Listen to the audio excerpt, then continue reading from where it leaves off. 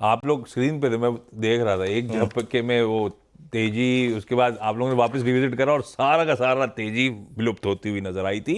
अच्छा, एक सवाल और आज की, क्योंकि अपने लिए सबसे कीवर्ड बन गया जब से आपने कहा हार्ड बॉटम।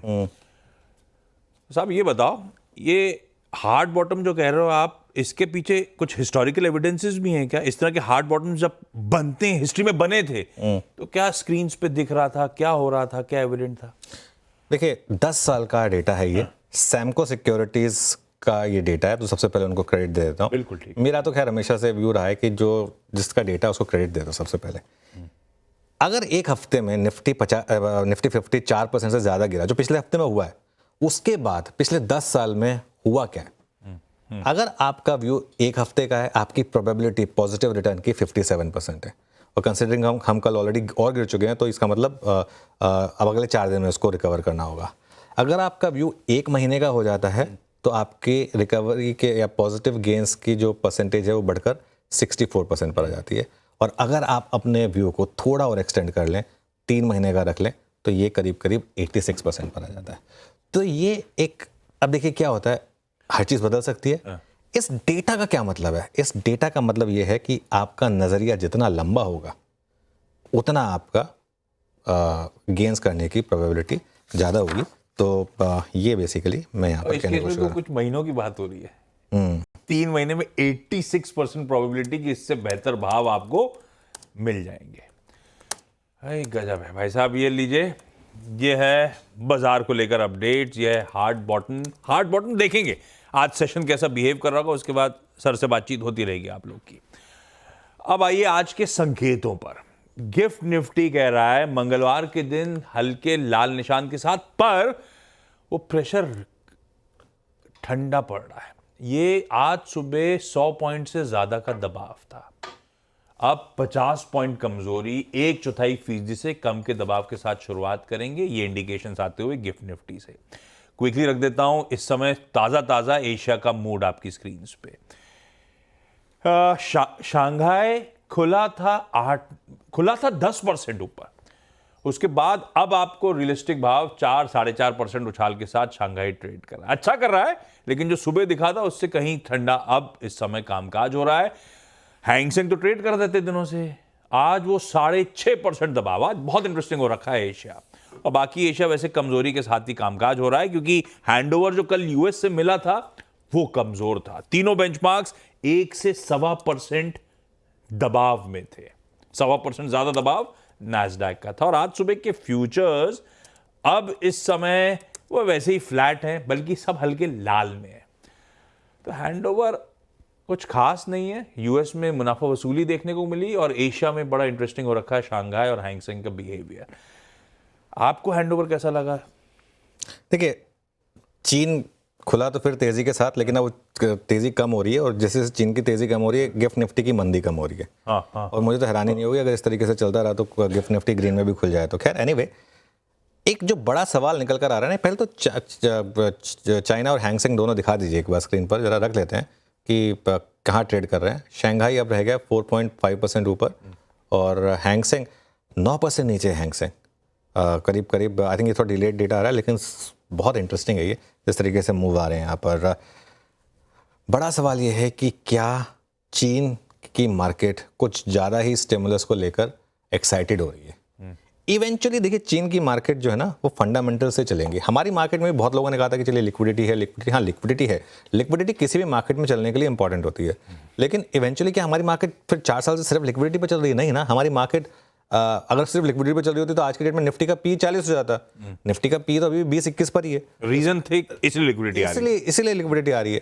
चाइना में ये रैली जो ये हुई है लिक्विडिटी की वजह से, लेकिन क्या फंडामेंटल्स इसको सपोर्ट कर पाएंगे? ये बड़ा सवाल है। और देखिए, इवेंचुअली मार्केट फंडामेंटल्स की वजह से चलते हैं। अमेरिकी मार्केट्स में कल क्या हुआ, ये थोड़ा सा समझने वाली बात है। कल मैं सुबह हॉर्मस को भी सुन रहा था कि 5 फैक्टर्स रहे बेसिकली। टेक शेयरों में बिकवाली रही, वो ईरान इजराइल के बीच में जो तनाव था उसका एक ओवरहैंग था।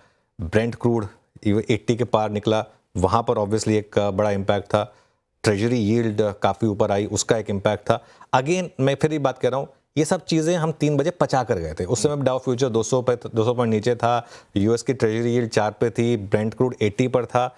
ये सब और मतलब जो फेड की एक्सपेक्टेशन है कि शायद अब इंटरेस्ट रेट उतने नहीं कट होंगे, वो भी कुछ हद तक शायद प्राइस्ड इन था।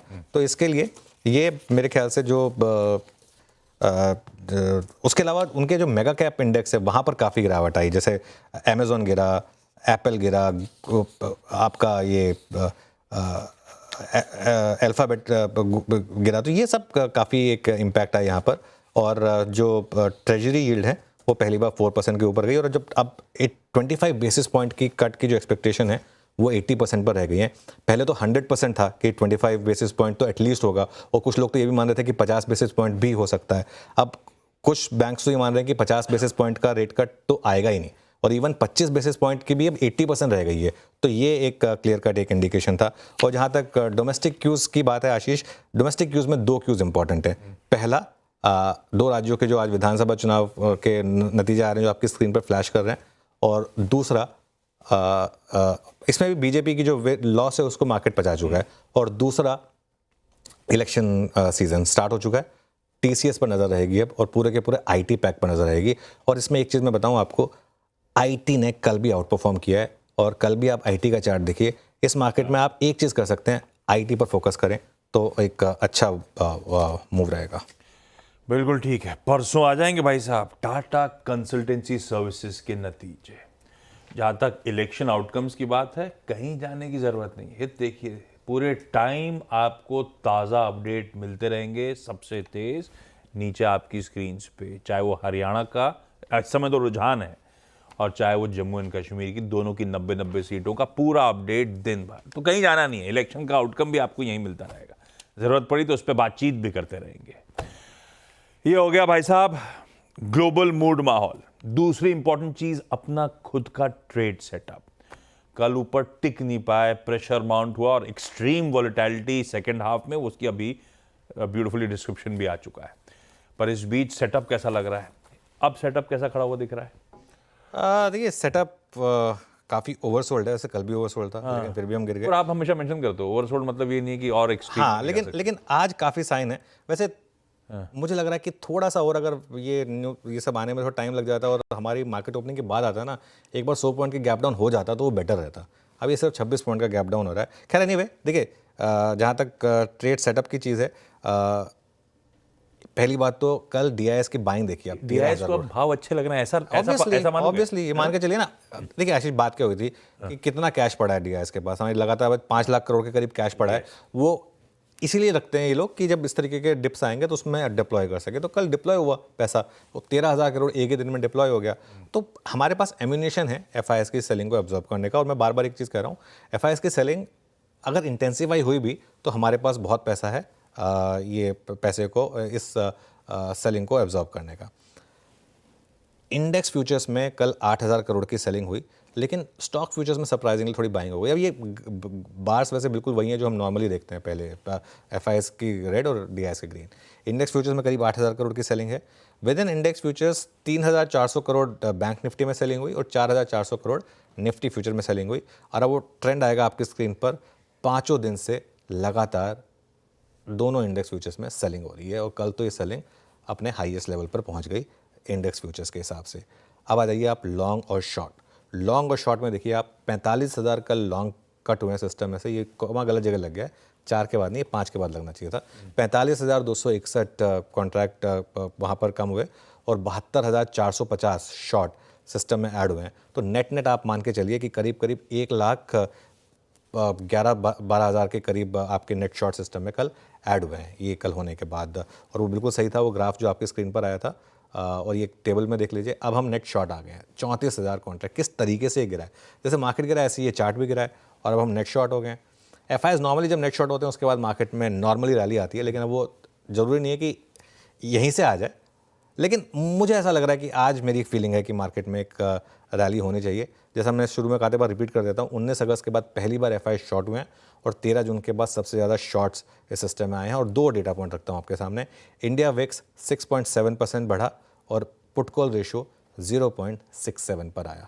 0.67 वर्सेस 0.69, ये और इंडिकेटर्स हैं बॉटम के। बैन में 2 स्टॉक्स ऐड हो गए, कल हमने डिस्कस किया था क्लोजिंग में, ये भी बचा के गए थे हम। IDFC फर्स्ट बैंक और PNB बैन में ऐड हो जाएंगे।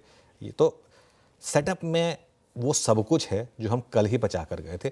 इसके लिए अब मुझे हैरानी नहीं है कि गिफ्ट निफ्टी ऑलरेडी रिकवर करना शुरू कर गया है।